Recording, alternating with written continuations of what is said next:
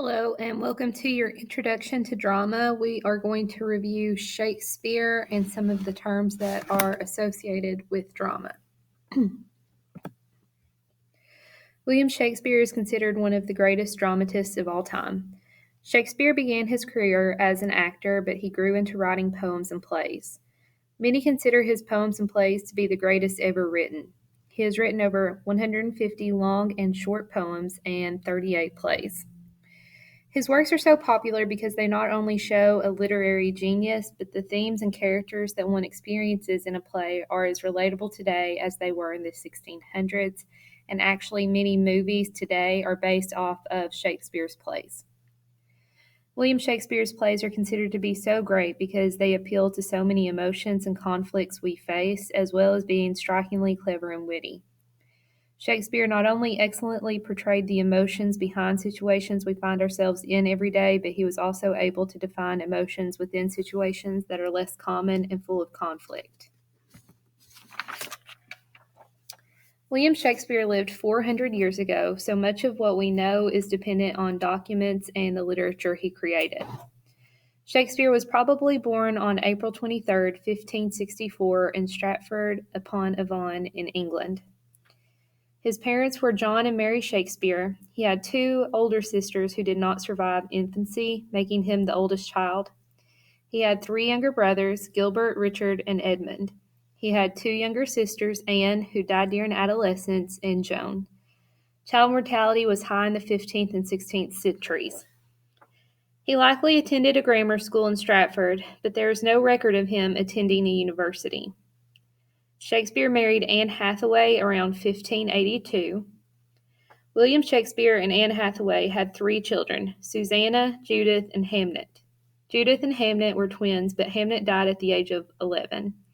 None of his children had surviving children, so there are no possible descendants from William Shakespeare. And Shakespeare died on April 23, 1616.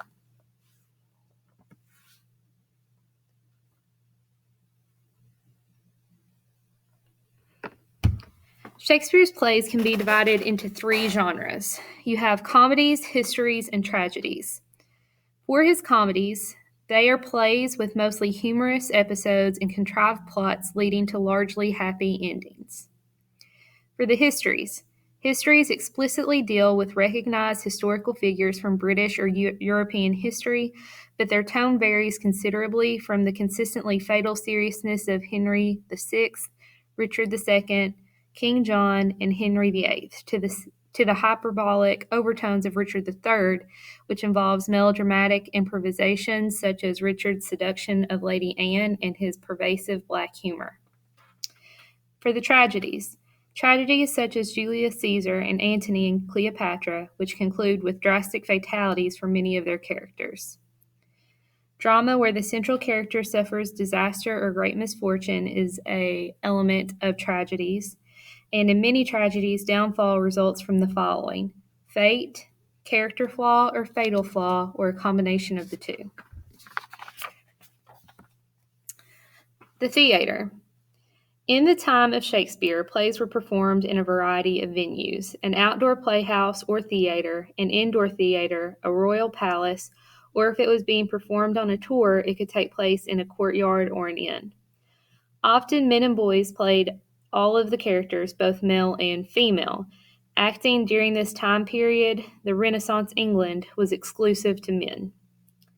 Many plays during this time were performed at the theater, which Shakespeare himself performed in the company, the Lord Chamberlain's Men. Later, the owners of the theater lost their lease and began building the Globe, which is one of the most famous theaters today.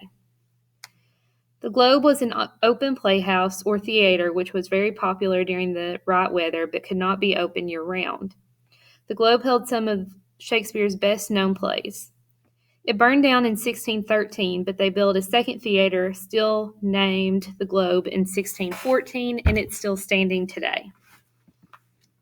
So, audience experience, what it would be like to go to the theater. People who wanted to watch a play during the time of Shakespeare would pay a penny to stand in the uncovered yard of a playhouse, or 2 pennies for a balcony seat. Indoor theaters cost more. Spectators often went to drink and eat while they watched the plays. There were not many forms of entertainment during this time, so plays were very popular. You also have to consider during this time, education was a privilege and one that was paid for. So many people could not read and write, so going to a play was the most popular form of entertainment, and anyone could go to a play. It could be a luxurious experience if you were wealthy, or a very common experience if you were poor.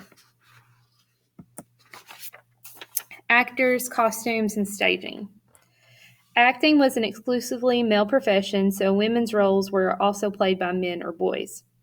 Often, actors during this time period not only had to be able to recite their lines with the proper emotion, but they also had to be able to do other skills such as fencing, sing, play instruments, or dance. Costumes were a major investment for plays. Often, the costumes were secondhand clothes once owned and worn by real life nobles.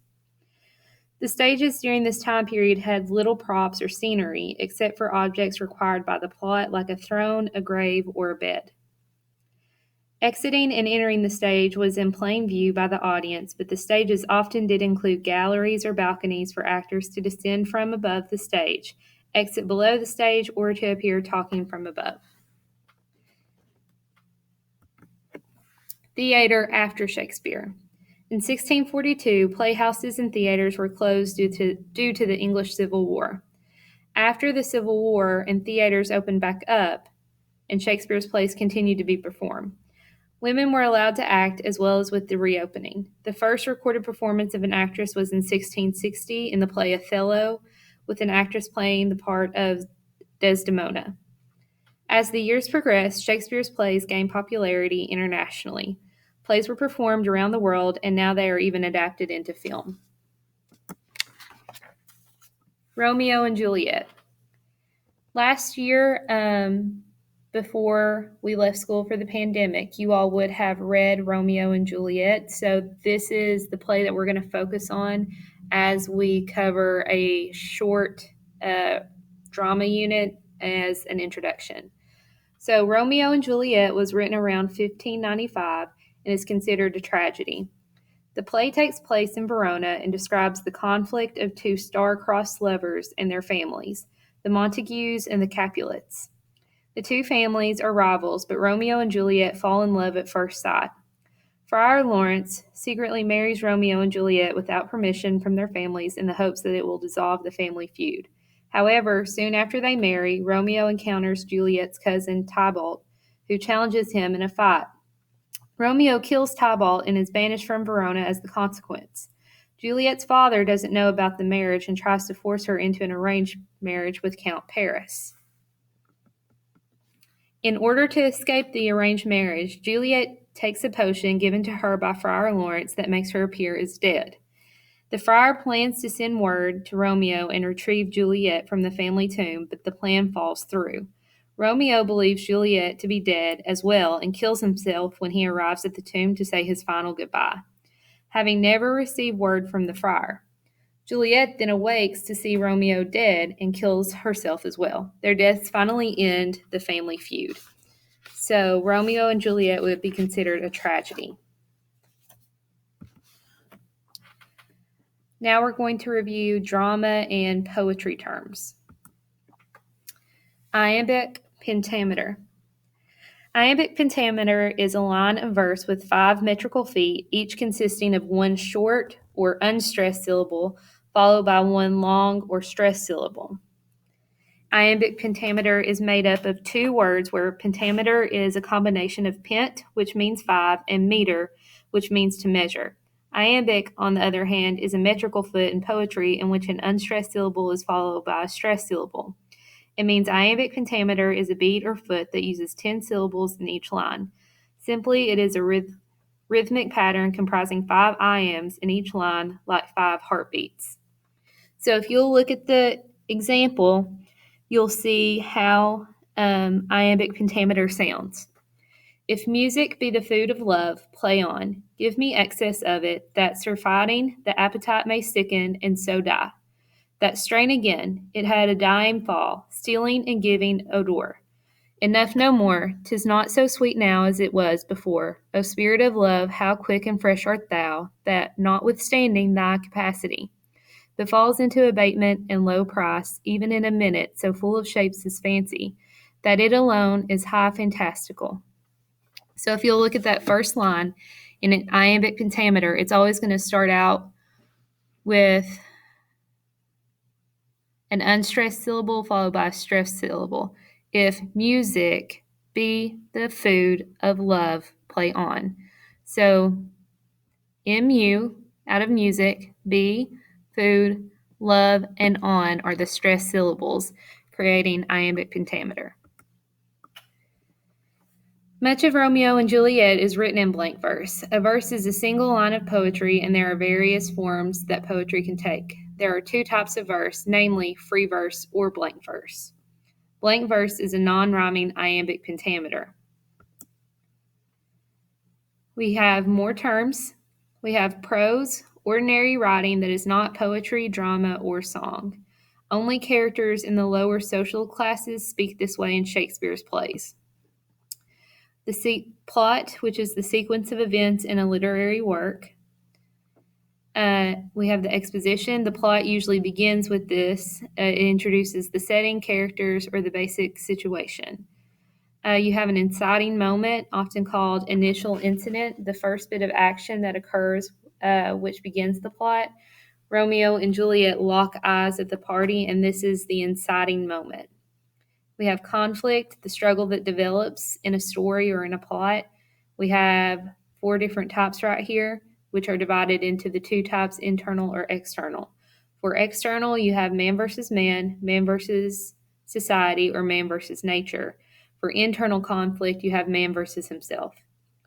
You have the crisis. This is the point where the protagonist's situation will either get better or worse. And remember, your protagonist is the good guy, your antagonist is the bad guy, and both of those are main characters within the story. The climax is the turning point of the story. Everything begins to unravel from here. Thus begins the falling action.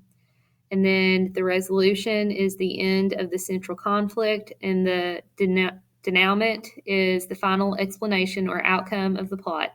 If this is included in literature, it will occur after the resolution. So everything comes together in the denouement. You have the theme, which is the central idea. It's insight about life, which explains the downfall. Metaphorical language are a comparison of unlike things. Paris standing over the lifeless body of Juliet. Sweet flower, with flowers thy bridal bed I strew. So a lifeless body, when we think of a body, we think of life. So it's a comparison of unlike things. And then dramatic foil, a character whose purpose is to show off another character. As an example for dramatic foil, when you're trying to figure out if there is a foil character, think of SpongeBob and Patrick. Patrick would be the foil character to SpongeBob. Character types, we have protagonist, antagonist, round, flat, static, and dynamic. So for protagonist, the protagonist is the central person in the story. The protagonist is often the main character. He or she or they is often faced with a conflict that he or she or they must overcome. The antagonist is the opposition of the protagonist. The antagonist presents an obstacle or conflict that the protagonist must overcome. A round character is complex and conflicted. Typically, a round character develops over the course of the narrative and experiences changes. A flat character is only characterized by 1 or 2 personality traits. A static character does not undergo change but stays exactly the same. And a dynamic character is a person who changes over time, typically due to facing a conflict or a crisis. Then we have more terms. You could have a monologue in a play. This is where one person is speaking on the stage, but there may be other characters on the stage as well. An example of this is in Romeo and Juliet, the Prince of Verona is commanding the Capulets and the Montagues to cease feuding. There can be things called soliloquies, which is a long speech expressing the thoughts of a character alone on stage. In Romeo and Juliet, Romeo gives a soliloquy after the servant has fled and Paris has died. We have asides, which are words spoken, usually in an undertone that is not intended to be heard by all of the characters. And this usually helps the audience understand something that's going on. It's like someone has an afterthought or they're whispering to somebody else, but everyone can hear it. We have puns. Shakespeare is very famous for the puns that he has in his plays and his poems. It's a humorous use of a word with two meanings that is sometimes missed by the reader because of Elizabethan language. A direct address are words that tell the reader who is being addressed. A right fair mark fair cuz as soon as hit, and ah my mistress, which of you all will now deny to dance? Sorry, I can't speak. And then comic relief is use of comedy within literature that is not comedy to provide relief from seriousness or sadness. For comic relief, kind of think of dark humor. Dramatic irony, a contradiction between what a character thinks and what the reader or audience knows to be true. We've got verbal irony, words that are used to suggest the opposite of what is meant. And then situational irony, an event that occurs that directly contradicts the expectations of the character, the reader, or the audience. For dramatic irony, a contradiction between what a character thinks and what the reader or audience knows to be true. A good example of this is watching a horror movie. We start to hear the music. We know bad things have happened. We know it would be stupid for a lady to walk into a house by herself, but she does, and then she dies. The audience expected it the whole time, but the character did not. And that is the end of our Introduction to Drama presentation. Use this throughout this week to help you with the lessons that goes along with our short drama unit.